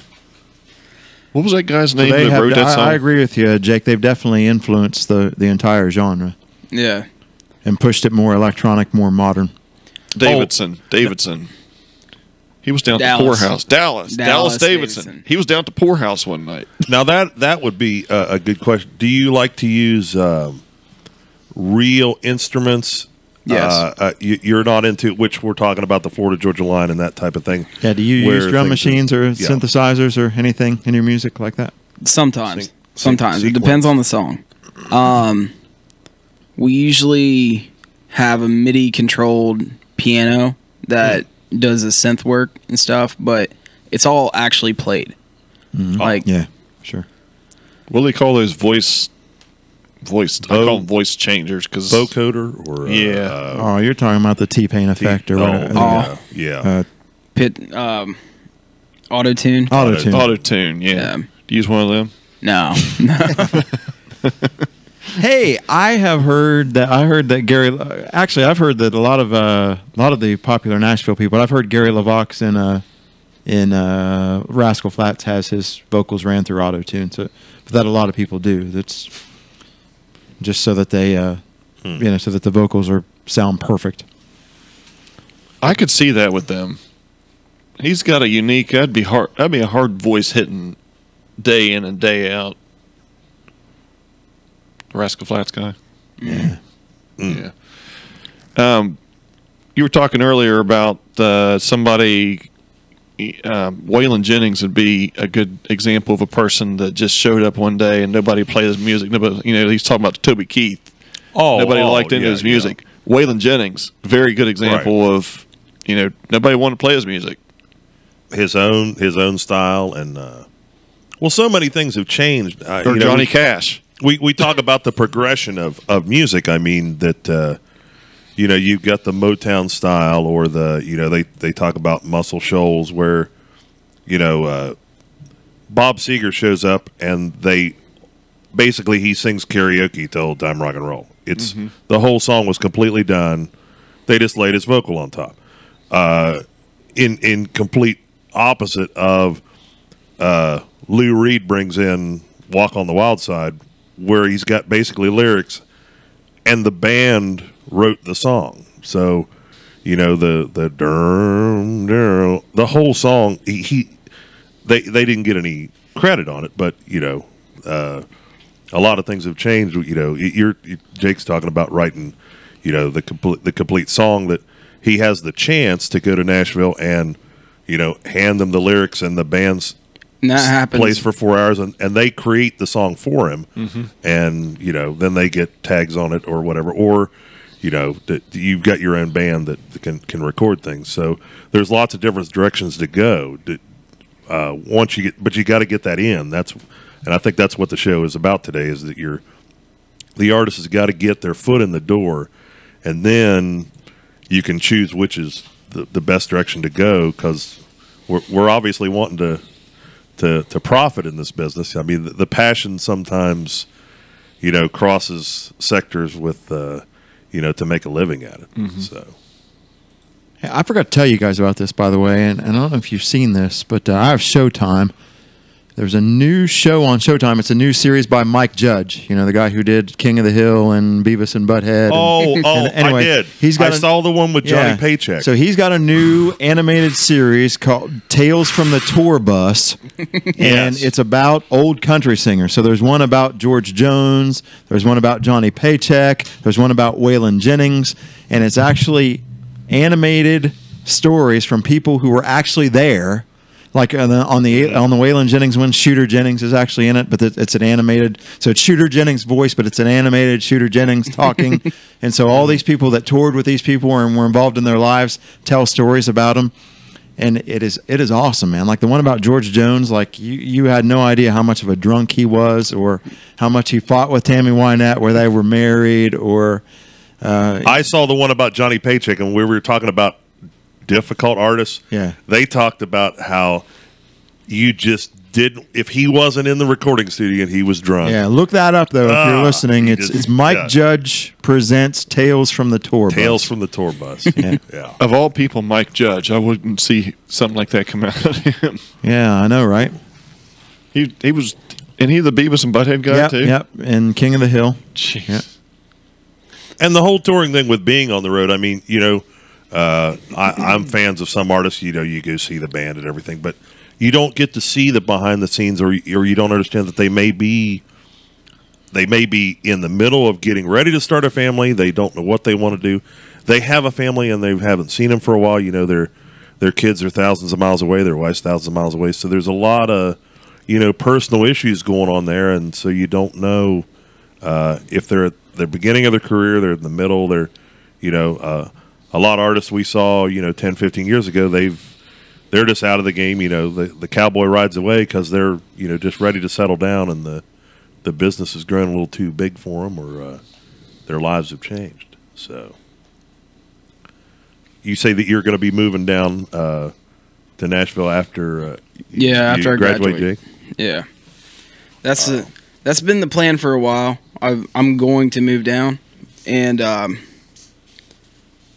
after I started college, I made that decision in my mind. I said after I graduate, I am moving down. I can't prolong it any longer. So are you tied down to anyone? Is there a? I do have a girlfriend, and she knows about this. She knows about the plan. Yeah, and she's super supportive. I've never met anyone so supportive of my music. Well, very good. You're a lucky guy then. Yeah. Maybe when you're down there in Nashville, I believe Bub Smith is still down there. Yeah. We used to write for Rascal Flatts. Yeah. Bubba Smith. Yeah. Bubba Smith, yeah. Arlos. Got living, as Alice Cooper would say, he's living the dream off the one song. You write one song and you can. What did he write? He got the bills paid. He Mayberry was one of his biggest. He also wrote Fish. My baby loves the fish. There's a few other ones. That's all we needed right there. What's the name? Millionaire now. What was his name? Arliss Smith. Arlos Smith. Arlos? And he's a writer in. It has been mentioned. I can't remember who went down there that you can be the greatest guitar player in a city and go to Nashville and there's 1,000 people that are just there. So there is definitely, and they were talking about it being that changing into different genres now, but there's a lot of competition so you've got to have your own sound or be able to differentiate yourself from the other artists, or just with the networking, it's totally possible you could go down and you've got the dreams you want, which is to be your own artist, to do everything, and then things change when you get down there. That they like my songs, but they don't want me to sing them, so I'll just write songs, or someone else has a good song they've written, but they need somebody to sing it, so then you can sing their song and then do mixtures together. So I think that's what all the networking's about. You just don't burn any bridges. Yeah. That's a big, man. Anymore, you hear a lot of the young bands coming up. Oh, such and such. Oh, who was our famous? Took the stage before we did, and they suck. And who was the artist at the Adelphia that put Marietta on the map? Puddle of Mud. Yeah, the guy went crazy on the stage and started calling somebody out. Did that guy pass away or something? I don't know. Craig? But who was it again? I'm sorry. The guy from Puddle of Mud that threw the fit at the lead Adelphia. singer. Yeah, I don't think so. Did he? He started yelling at the guy in the front row. He's like, "You stole my That guy's wife." going to take away my house or something like that. Hey, Tim said not sure what happened. So he can't log in back to Skype. Might try going on there and maybe try calling his name from our end. See if it. The number you have reached. Yeah, we're about ready to wrap up. It's here not anyway. in service. Please try your call again later. Okay. Do you have a band? Yeah. I just got with these guys. Are they going with you? I don't think so. Like they're established boy. here, and When Jake gets popular, we'll be able to hear the lowdown from the band that he left behind. Son of a bitch. That fifth Beatle, We'll be Skyping him from Nashville. I hope so. how's it going, Jake? Oh, I'm sleeping on the corner. No, I tell you what, it's going to be more like. Well, now there are many musicians. Now, I believe it was the Rivertown Band. They just went to Nashville and recorded, and they did have all their members in it from here, but they had a couple of people sit in something for a couple of songs. So you definitely in Nashville, you're going to have a lot of options that are not available here. I mean, here everybody's got the digital thing. One of the good digital studios here in town would be Sweet Song Productions, and Roger Hoover. He's got the Pro Tools. So if you there have been artists, because he has that system, have come in. I can remember I can remember going into Roger Hoover's in the '80s when he had reel-to-reel tapes. He does have the vinyl. Some of the artists do love vinyl. I think Huey Lewis said he would only record on the big 16-track. You guys started talking about vinyl, and I'm sitting here like I was getting ready to say. I was waiting for what vinyl you bought, Jake. Yeah. Oh, there we go. I've shoestring. Yeah. Hose. Yeah. ABCs. Do you know, Jake? Do you know older country music? I mean, have you heard Merle Haggard and George Jones? And did you have people introduce that stuff to you? I play in bars, so yes. Okay. Yes. Do you find that does that playing in bars, does it get on you a little bit of you almost feel like, well, I want to play my original songs, but if I don't play not tearing my beer, but if you don't play one of those popular Hank Williams Jr. Family songs, tradition, yeah, Garth Brooks songs that they're still going to remember that I played it, but you're playing a cover song of somebody else. Yeah, definitely. It's really hard to not play cover songs when you're playing in bars because that's what people want to hear, and it gets people amped up. Yeah, and then right after that cover song, I throw in an original and be like, and do some talking about it, make a few jokes, and then play it so they can actually hear it and relate to it while they're still listening. Because I know we I can't mention enough that Craig and I are DJs. If you need a DJ, get a hold of Roberts Entertainment. Numbers. Yeah. When I get married, that's what I'm calling. There's certain songs that, Of course, you're going to have to go to Nashville. there's certain songs you just can't seem to get along without, and you get a Will you fly me to Nashville? you get your sheet. You get your sheet from the bride, and it says on the do not playlist. I can't play the hokey pokey. What? I might as well just not do this wedding. I can't. No locomotion. What? No cha-cha slide. But No freaking chicken dance. Oh, I hate that. I do think for those listening out there in the area, I'm surprised there has been a rise in local clubs having regular rock and roll bands and heavy metal bands, but there does not seem to be a venue in town that concentrates just on local country artists. Bringing in regional country, things like that. I've really been maybe trying. we need a venue like that. I've really been trying to push that with the places that I play. Like, I play at the Station Lounge in Belpre, Ohio. Rivertown Grill in Marietta. Just the smaller venues.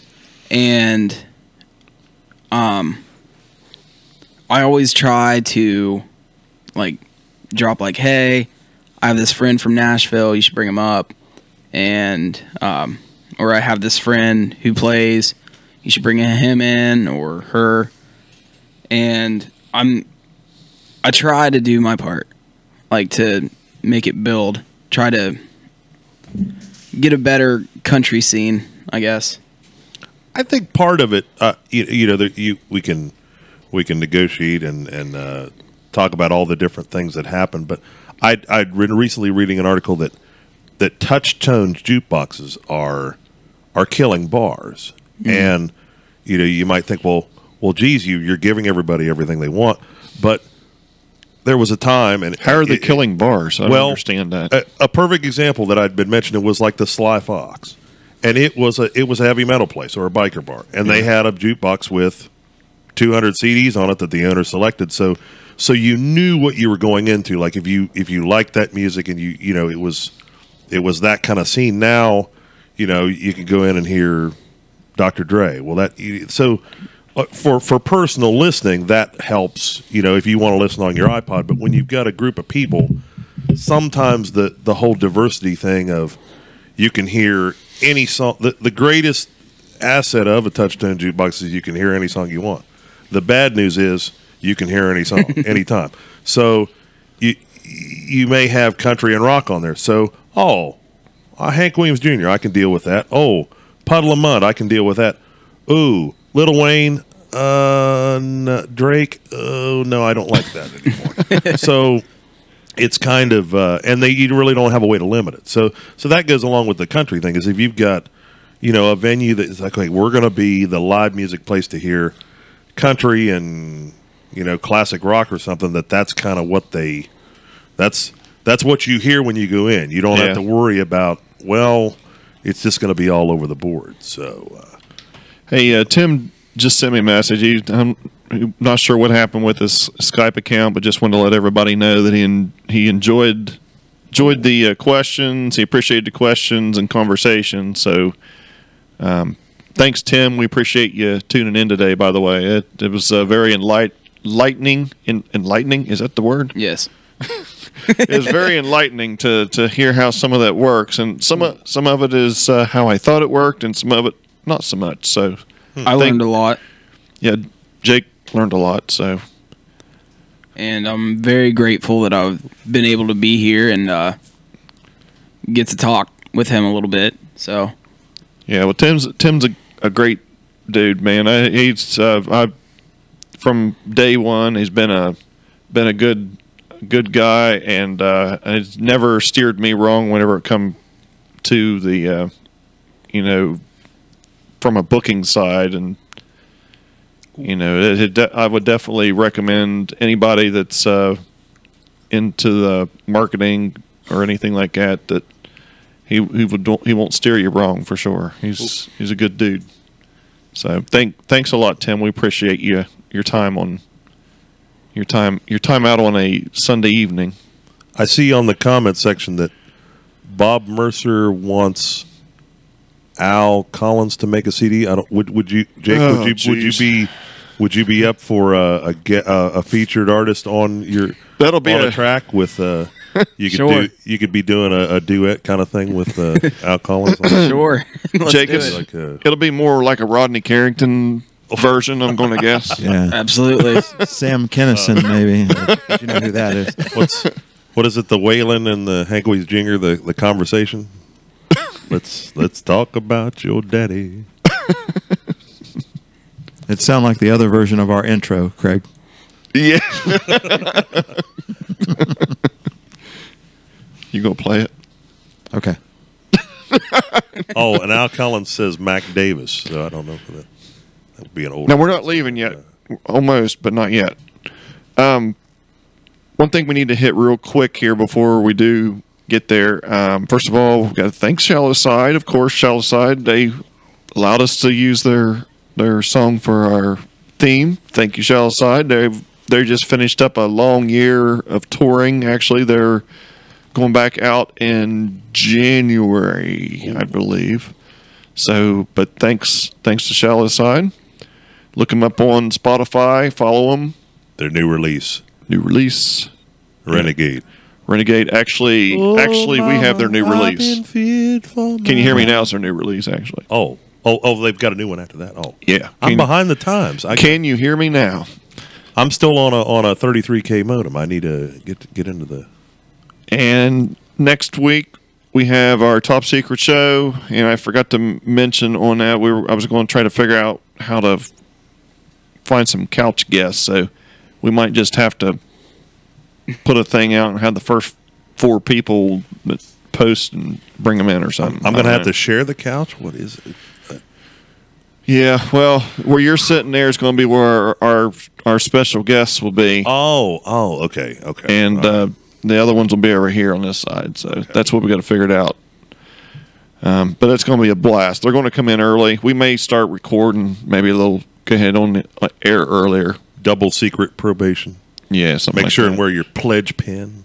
Yeah, something like that. But anyway, what's that playing? Yeah, here's some music playing. I don't think we're going to have an outro tonight because I don't have it. Oh. I got this brand new laptop and it's just not going to work out. Hey, we got it on our broadcast computer. Yeah, but I don't know how to do it. Not tonight. All right. Well, Hey, if people want to hear some of the music you've been working on, Jake, where can they go? Do you have a Facebook page or a you can Spotify or something? You can find it on my Facebook, and he said he did a lot of talking about Spotify, but I made a fatal error and I didn't upload it to Spotify because of Taylor Swift. Wah, wah, wah. And I feel pretty dumb for that, but the next CD is going to be on Spotify. But right now I'm on iTunes. I'm on my website, www.jakebenniger.com, and SoundCloud. Amazon? Yeah, I'm on Amazon too, I believe. Amazon's a shit. Scott would say different, but And is there like he's a Google man. Is there like a Cafe Press store where they can get your latest We actually shirts and hats and we actually sold out of all CDs and Socks. T-shirts. boxers? That's a good We haven't position got to be socks yet. That's in. Yeah. that sounds like a real moneymaker. I like where you're going with this. What about G-string? Thongs for the Yeah. ladies. Yeah, there you go. Sports bras. I usually don't have to sell them. They usually shoot them at me. Oh, There you go. Oh. And they're not your girlfriends either. Maybe they are hers. Maybe they are. But anyway, thanks everybody for tuning in this evening. Thanks to Tim Thank you. Gray for joining us in your Sunday evening relax period. Hope you enjoy your time at the Dominican Republic. He's getting ready to go on vacation. Have a great evening, everybody. Don't forget to come back next week for our special show. Good evening. Thank you, everybody. it's a secret. Catch ya. It's a wrap. Take us out. And I've been thinking that maybe it's time to let 'em know that we're alive. Everybody, lift your hands to the sky. If you feel it, let them know that baby will survive.